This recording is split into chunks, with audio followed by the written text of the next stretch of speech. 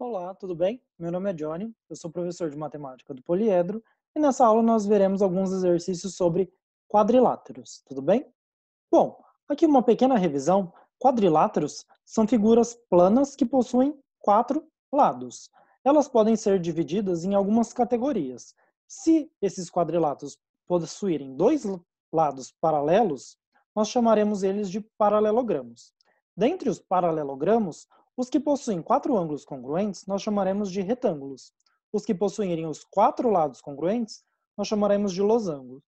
E a figura, o quadrilátero, que possuir tanto os quatro lados quanto os quatro ângulos congruentes, nós chamaremos de quadrado.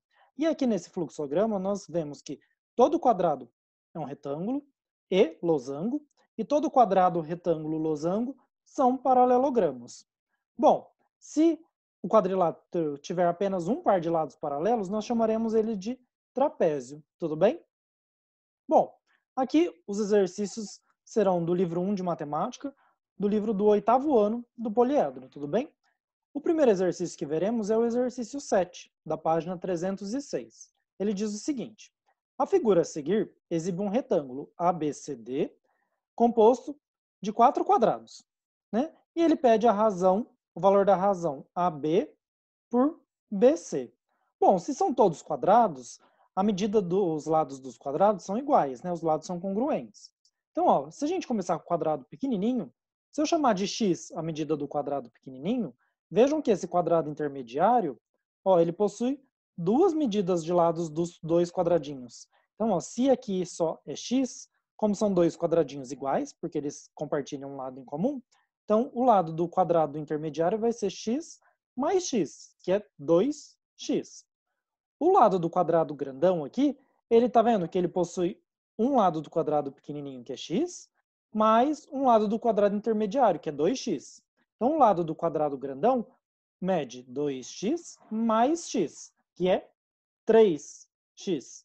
Então, ó, para a gente saber essa razão, né, o valor dessa razão, AB mede quanto, então? Ó? O lado do quadrado grandão mede 3x, do pequenininho é x e do outro pequenininho é x. Então, 3x mais x dá 5x. Então, AB mede 5x. O lado BC, ó, é o lado de um quadradinho pequenininho, que é x, mais do quadrado intermediário, que é 2x. Então, BC mede x mais 2x, que é 3x. Então, ó, AB dividido por BC, AB é 5x, BC é 3x. Simplificando o x, dá 5 terços, o que nos dá a alternativa A. Tudo bem? O exercício 8, da página 306, diz o seguinte: sejam as afirmações. Os ângulos consecutivos de um paralelogramo são suplementares. As bissetrizes dos ângulos opostos de um paralelogramo são paralelas. O quadrado é, ao mesmo tempo, paralelogramo, retângulo e losango. Associando-se verdadeiro V ou falso F às afirmações acima, teremos. É para a gente analisar essas afirmações, ver se elas são verdadeiras ou falsas, e ver a sequência que a gente obteve aqui e analisar qual alternativa vai ser a correta, que vai dar a sequência de valores lógicos corretos. Ok? Então, a primeira afirmação, ele dizia que os ângulos consecutivos de um paralelogramo são suplementares, ou seja, a soma da medida desses dois ângulos é 180 graus. E nós sabemos que isso é verdade, né? Ângulos consecutivos são suplementares, né? E ângulos opostos são iguais, tudo bem? Então, a primeira é verdadeira, né? O que já descarta para a gente aqui, ó, o item C e o item F, que a primeira dizia que era falsa e a gente já está vendo que é verdadeira. No segundo, ele diz: as bissetrizes dos ângulos opostos de um paralelogramo são paralelas. Aí aqui eu desenhei um paralelogramo, né? Paralelogramo é o quadrilátero que possui dois pares de lados paralelos, e tracei as bissetrizes desse ângulo e do ângulo oposto que ele está dizendo. Então, eu vou chamar de alfa e beta. A bissetriz divide o ângulo por 2, né? Divide ao meio. Então, ó, se tudo é beta, aqui vai ser beta por 2, beta por 2. Aqui beta por 2, beta por 2. E aqui nesse triângulo que é formado, né, a soma tem que dar 180. Só que a gente sabe que alfa mais o beta tem que ser 180 graus, né? Porque os ângulos consecutivos são suplementares, que a gente acabou de ver na primeira afirmação. Então, se aqui é beta por 2, aqui também vai ter que ser beta por 2 para a soma dos ângulos internos ser alfa mais beta, que vai dar 180 graus. Então, ó, vejam que a inclinação dessa bissetriz, que é beta por 2, é exatamente a inclinação dessa bissetriz, que é beta por 2.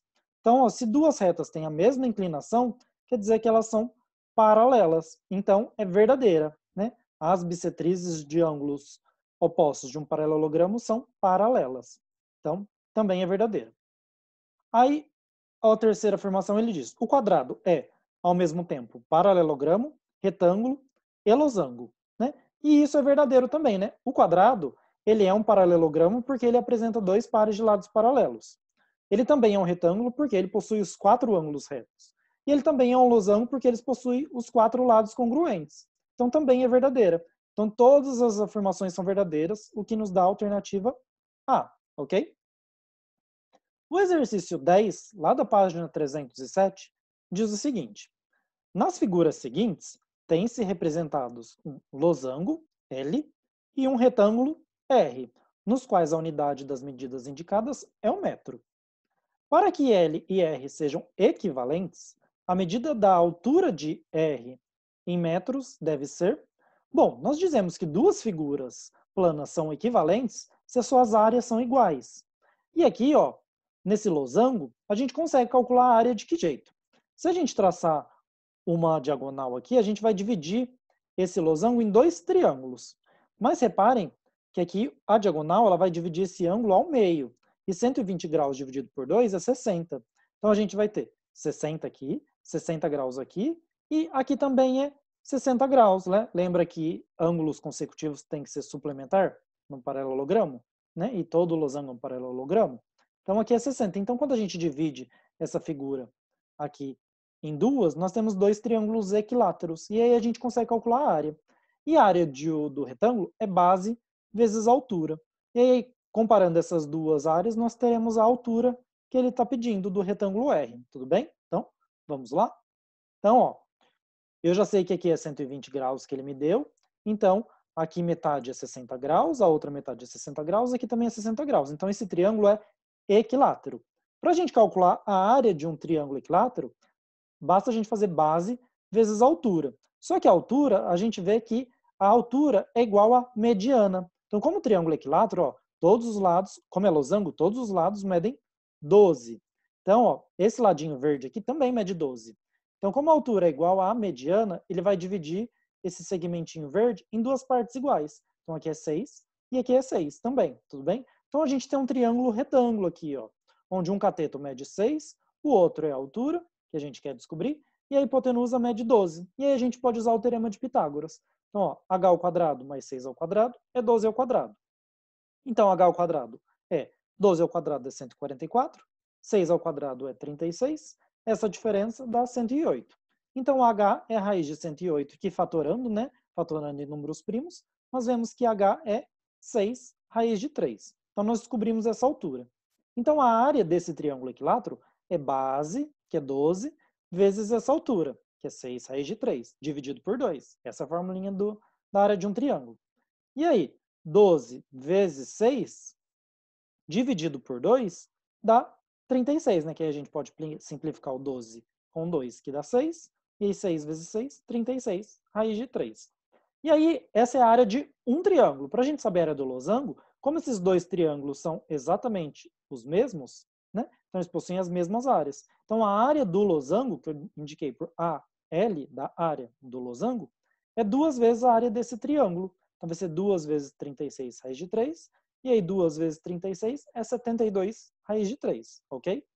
A área do retângulo é sempre base vezes altura. Eu vou chamar a altura de H maiúsculo, já que eu usei o H minúsculo. Então vai ser 18 raiz de 6 vezes o H. Essa é a área do retângulo. Então, para que essas duas figuras sejam equivalentes, as duas áreas têm que ser iguais. Então, esse H vezes 18 raiz de 6 tem que ser igual à área do losango, que é 72 raiz de 3. Para a gente achar o H, basta jogar esse 18 raiz de 6 dividindo. E aí 6 a gente consegue escrever como 2 vezes 3. E aí raiz de 2 vezes 3 é a raiz de 2 vezes raiz de 3. Lembrando que raiz quebra no produto, mas na soma não. Então tomem cuidado com propriedades. E aí o raiz de 3 a gente pode simplificar, né? 72 dividido por 18 é 4, e vai ficar só 4 raiz de 2. Só que a gente não gosta de escrever muito a raiz no denominador. E aí a gente pode racionalizar. Ou seja, a gente pode multiplicar em cima e embaixo por esse valorzinho que está aqui, para a gente sair com essa raiz do denominador. E aí multiplicando e dividindo por raiz de 2, que não vai alterar a nossa igualdade, porque multiplicar e dividir pela mesma coisa é multiplicar por 1, que não altera a nossa igualdade. E aí vai ficar 4 vezes raiz de 2, né? Aqui em cima, e raiz de 2 vezes raiz de 2 é o próprio 2. E aí 4 dividido por 2 dá 2. E aí fica 2 raiz de 2. Então a altura do retângulo que ele gostaria é 2 raiz de 2, o que nos dá a alternativa B. Tudo bem? No exercício 11, lá na página 308, ele diz o seguinte: o esquema apresenta as relações de certos quadriláteros notáveis. Possuem e que não estão baseadas em alguma de suas propriedades, representadas pelos números 1 e 2. Então ele diz, ó, a propriedade 1 é compartilhada somente pelos retângulos e quadrados, e não é compartilhada pelos losangos. A propriedade 2 é compartilhada somente pelos losangos e quadrados, e não é compartilhada pelos retângulos. Com base nessas afirmações, é correto anunciar que a propriedade, aí ele diz, 1, pode ser diagonais cortam-se ao meio. Então, ó, nós temos que analisar todas essas alternativas e ver qual delas é correta. Então, a propriedade 1, ele diz que quadrados e retângulos cortam-se ao meio. Isso é verdade, mas a propriedade 1, ele diz que é compartilhada somente por retângulos e quadrados e não por losango. E nós sabemos que quadrados, retângulos e losangos são todos paralelogramos. E todos os paralelogramos possuem essa propriedade. Então é incorreta a alternativa A, porque o losango também possui essa propriedade das diagonais cortarem-se ao meio, ok? Aí ele diz, 1, pode ser formado por dois pares de lados paralelos entre si. Então nós vemos ó, que o quadrado tem dois pares de lados paralelos entre si. O retângulo também, mas o losango também possui isso. Então não é uma propriedade exclusiva para quadrados e retângulos. Então a B também é falsa, porque o losango também possui essa propriedade, ok? Aí ele diz 2, que é a propriedade compartilhada somente por quadrados e losangos, ele diz, pode ser diagonais congruentes entre si. E aí, ó, a gente vê que as diagonais congruentes entre si, no quadrado, as diagonais são congruentes. Ok, mas no losango, tá vendo que as diagonais, né, a gente tem a diagonal menor e a diagonal maior, né? Ela não é uma propriedade de losango. Então ela não vale, ela não é uma propriedade de quadrados e losangos, porque não vale para losango. Então a alternativa C também é falsa. Ali diz 2. Pode ser diagonais perpendiculares entre si. A gente vê que no quadrado as diagonais cortam-se ao meio e são perpendiculares. No losango, as diagonais também são perpendiculares. No retângulo, ó, se a gente traçar as diagonais, não vão ser perpendiculares. Então, essa propriedade 2 é só compartilhada entre quadrados e losangos. Então, a D é a alternativa correta que ele pedia. E vamos analisar a C só para a gente ver por que era incorreta. Ele dizia, 2 pode ser formado por apenas um par de lados paralelos entre si. Que isso é falso, né? A gente tem dois pares de lados paralelos entre si, e não apenas um, né? Apenas um é só o trapézio, tudo bem? Então a E também é falsa. Então a única correta era a alternativa D, que é a propriedade 2 é diagonais perpendiculares entre si, ok? Muito obrigado e bons estudos!